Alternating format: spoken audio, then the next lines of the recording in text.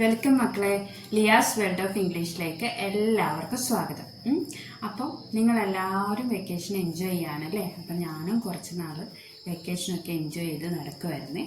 അപ്പം നിങ്ങളോട് വീണ്ടും ഒരു ചെറിയ ടോപ്പിക്ക് ഷെയർ ചെയ്യാൻ വന്നേക്കോട്ടോ. അപ്പം ഞാൻ ഇന്നൊരു കഥ പറയും കേട്ടോ നിങ്ങളോട്. ആരെക്കുറിച്ചാണെന്നറിയോ? 2 കൂട്ടുകാരുണ്ടായിരുന്നു കേട്ടോ. അപ്പോൾ റിക്കിയും മിക്കിയും കൂടെ ഒരു ഫാം വിസിറ്റ് ചെയ്യാൻ പോയി. അവർ ഫാം കാണാൻ പോയപ്പോൾ അവരവിടെ കുറേ കാഴ്ചകൾ കണ്ടു കേട്ടോ.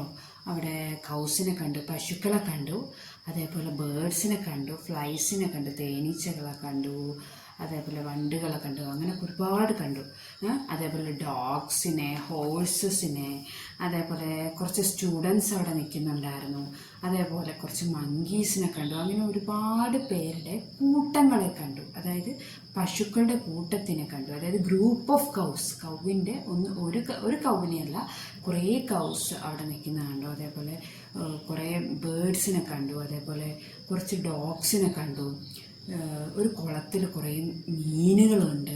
അപ്പോൾ അങ്ങനെ കുറേ ഗ്രൂപ്പ്സിനെ കണ്ട് അവരിങ്ങനെ ചുറ്റി നടന്ന് ഓരോരോ കാഴ്ചകൾ കാണുകയാണ് കേട്ടോ.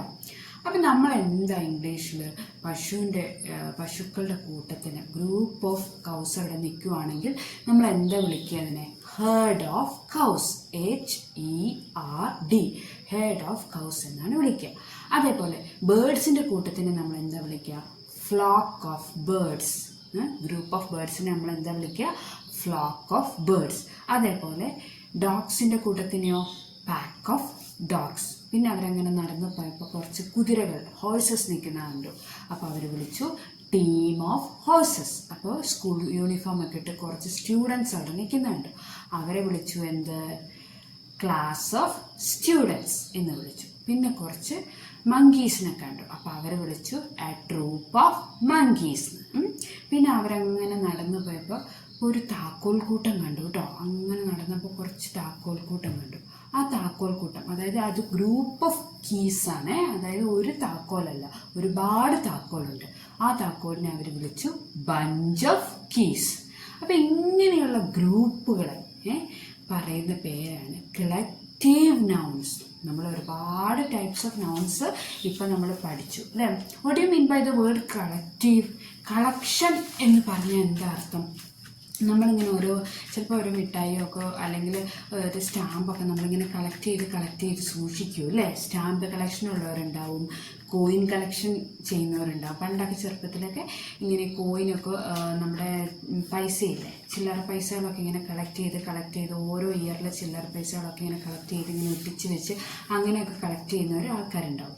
അതേപോലെ തന്നെ സ്റ്റാമ്പ് കളക്ട് ചെയ്യുന്ന ആൾക്കാരുണ്ടാവും. ചിലവർക്ക് ചില ക്രേസാണ് ഈ ഫുട്ബോൾ പ്ലെയേഴ്സിൻ്റെ ഒക്കെ പിക്ചേഴ്സ് കളക്ട് ചെയ്യുന്നവരുണ്ട്. അപ്പോൾ അതൊക്കെ ഒരു കളക്ഷനാണ് അല്ലേ? ഗ്രൂപ്പായിട്ട് ഓരോരുത്തർ പിക്ചർ കളക്ട് ചെയ്ത് ഇങ്ങനെ ഗ്രൂപ്പാക്കി വെക്കുന്നത്. അങ്ങനെയുള്ള നൗൺസിനാണ് എന്ത് പറയുന്നത്? Collective nouns. അപ്പോൾ collective noun is a word used to name a group of people, animals or things.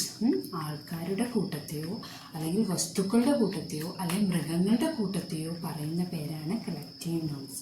Four example, കൗസിൻ്റെ കൂട്ടത്തിന് ഹെഡ് ഓഫ് കൗസ്, ബേഡ്സിൻ്റെ കൂട്ടത്തിന് ഫ്ലോക്ക് ഓഫ് ബേഡ്സ്, ഡോഗ്സിൻ്റെ കൂട്ടത്തിന് പാക്ക് ഓഫ് ഡോഗ്സ്, ഫ്ലൈസിൻ്റെ കൂട്ടത്തിന് എ സ്വാം ഓഫ് ഫ്ലൈസ്, ഫിഷിൻ്റെ കൂട്ടത്തിന് കുളത്തിൽ കുറേ മീനുകളെ കണ്ടു. അവർ എന്താ വിളിക്കുക?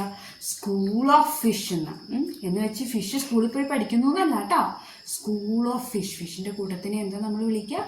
School of fish. അതേപോലെ താക്കോൽ കൂട്ടത്തിന് എന്ത് വിളിക്കും? Bunch of keys. അതേപോലെ ഹോഴ്സസിൻ്റെ കൂട്ടത്തിന് a team of horses.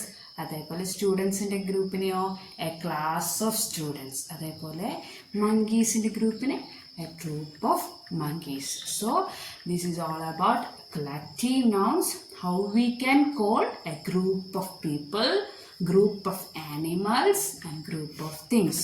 So hope you have understood. Thank you for watching. Video ഇഷ്ടമായാൽ ലൈക്ക് ചെയ്യുക, സബ്സ്ക്രൈബ് ചെയ്യുക, ഷെയർ ചെയ്യുക.